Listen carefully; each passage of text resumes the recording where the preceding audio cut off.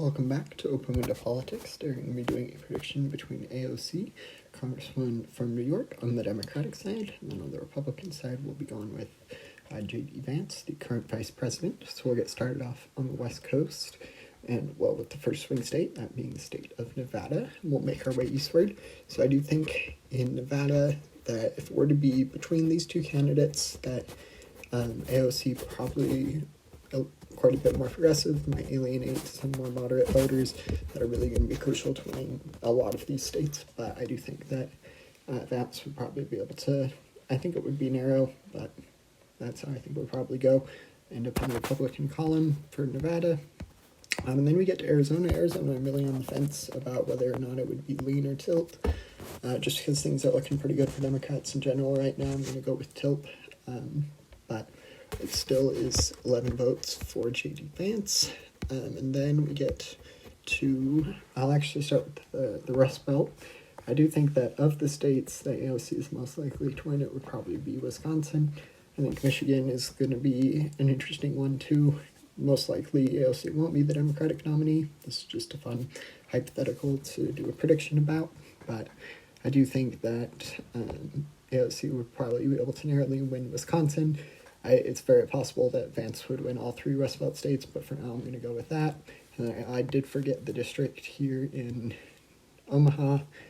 I'm on the fence about this one. It even went to Harris, but I think that if these two are the candidate now, I'm going to go with a tilt.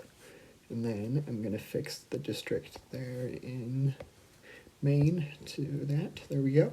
So that is one more electoral college vote for AOC.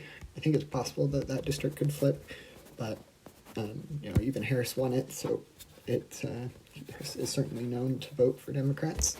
And then we go to the rest of the Rust Belt. I think in the Rust Belt, I do think that the state of Pennsylvania is most likely to end up in the Republican column, and that would be for J.D. Vance. And then we have these three swing states left.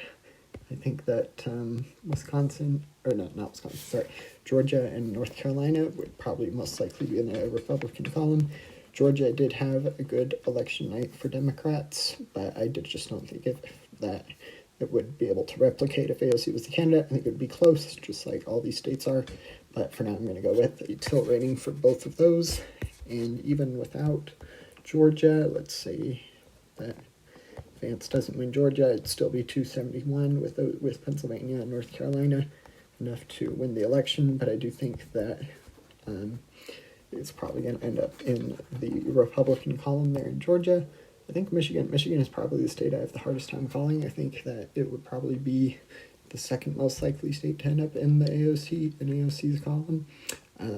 But I also think it's definitely a swing state, and Vance may be viewed as a more moderate candidate, which could lead to him doing well in the state of Michigan. So I'm going to go with that for the state of Michigan.